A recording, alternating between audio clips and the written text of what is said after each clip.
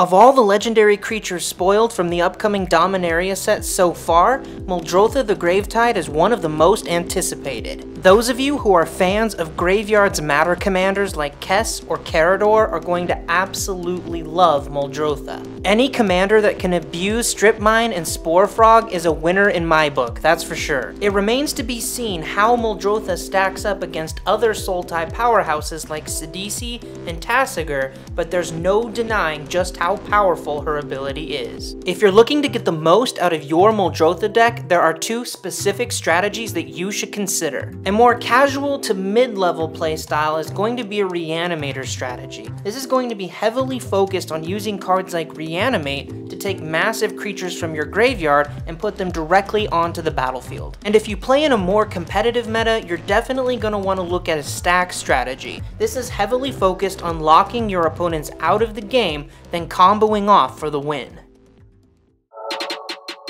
Naturally, if your goal is to play pieces out of your graveyard, you're going to need plenty of ways to fill your graveyard up. Now, Glimpse the Unthinkable and Traumatize will get the job done, but don't sleep on smaller loot effects like Careful Study and Frantic Search. More often than not, you're going to find it's the smallest spells that make the biggest impact. The idea here is to get rid of cards we aren't currently using in our hand, restock with cards we could potentially use, and fill our graveyard up with valuable Reanimator targets at the same time. I'm also a huge fan of the various Mulch and Grizzly Salvage style spells out there that allow us to dictate what we get into our hand and what we put into our graveyard. And depending on your meta and your personal preferences, you can always go with spells like Life from the Loam that allow you to dredge. Dredge is an amazing way to fill up your graveyard in a hurry. And don't sleep on enchantments like Monastery Siege, Search for Azcanta, and Sultai Ascendancy, which are really great ways to cycle through your deck and fill up your graveyard at the same time. And if you're looking to play a Reanimator strategy a little more competitively, you should definitely consider tutor spells like Entomb and Intuition. Conveniently enough for us, Muldrotha allows us to recast permanents from our graveyard. This means reanimation spells like Animate Dead, Dance of the Dead, and Necromancy have additional value. It isn't all about reanimating giant creatures from our graveyard. There's a lot of little guys that are going to make a big impact.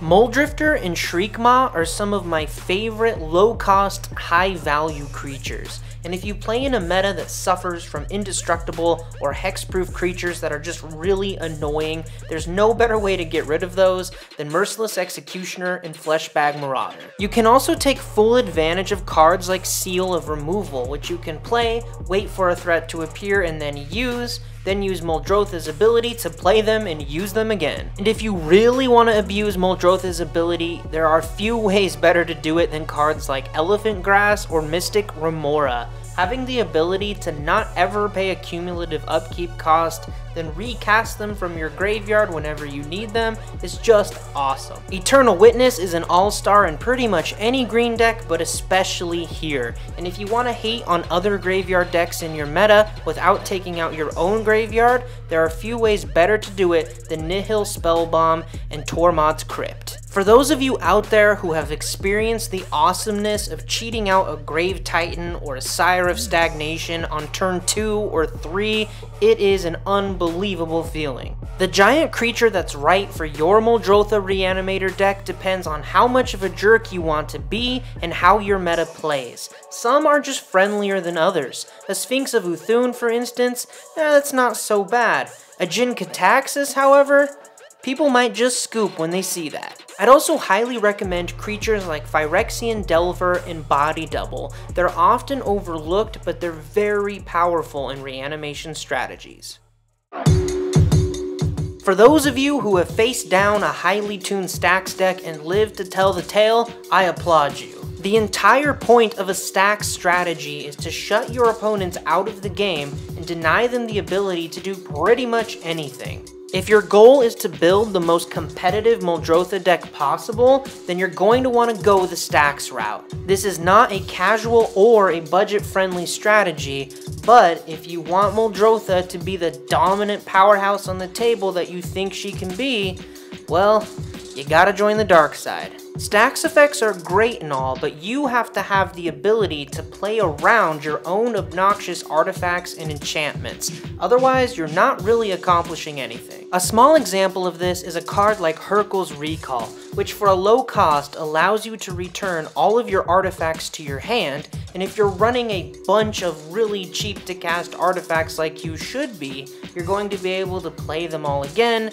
generate whatever mana you need to cast more obnoxious Stax effects, or combo off for the win. A more competitive Muldrotha build is also going to emphasize using tutor spells. Tutor spells drastically improve the consistency of your deck and ensure that you're always hitting the cards that you need at the moment when you need them. Now it's time for every Spike player's favorite part.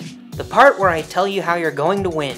Thanks to Muldrotha's ability, this handy little enchantment called Second Chance is now a convenient way to take a whole lot of extra turns. And it might seem like a challenge to get to 5 or less life, but when you consider that Necropotence is a thing, it's not so bad. Another way to win is with Muldrotha on the battlefield casting Lion's Eye Diamond, then sacking Lion's Eye Diamond to generate 3 blue mana. Using 2 of the blue mana, you'll cast Phantasmal Image, which will enter the battlefield as a copy of Muldrotha. The legendary rule will trigger, meaning one of them has to die.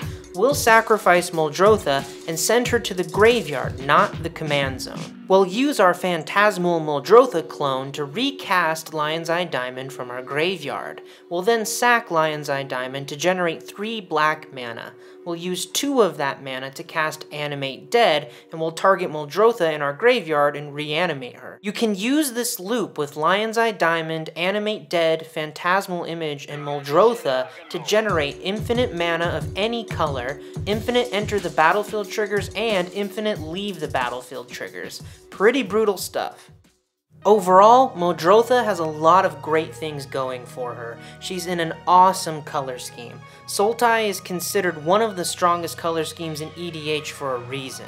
That ability though, it's so good. Having the ability to go through your graveyard, pick out permanents that you want to recast and play them again is just so versatile. It fits in so many different schemes and you can put it in any meta. No matter how casual or competitive you play, there's a place at the table for Muldrotha. It isn't all sunshine and rainbows though. That mana cost is really high. Even with green in the color scheme, you're gonna find it's pretty restrictive. And because of how powerful Muldrotha's ability can be, you're going to find that your opponents are going to kill her pretty much as soon as she hits the battlefield. Whether it's Rest in Peace, Leyline of the Void, Fairy Macabre, or one of dozens of other graveyard hate spells, there's so many of them out there. And this deck has to be so focused on using your graveyard that you're very weak to those kind of cards. Muldrotha the Gravetide earns a 7 out of 10,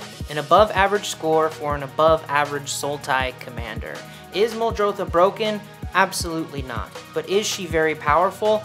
Definitely yes.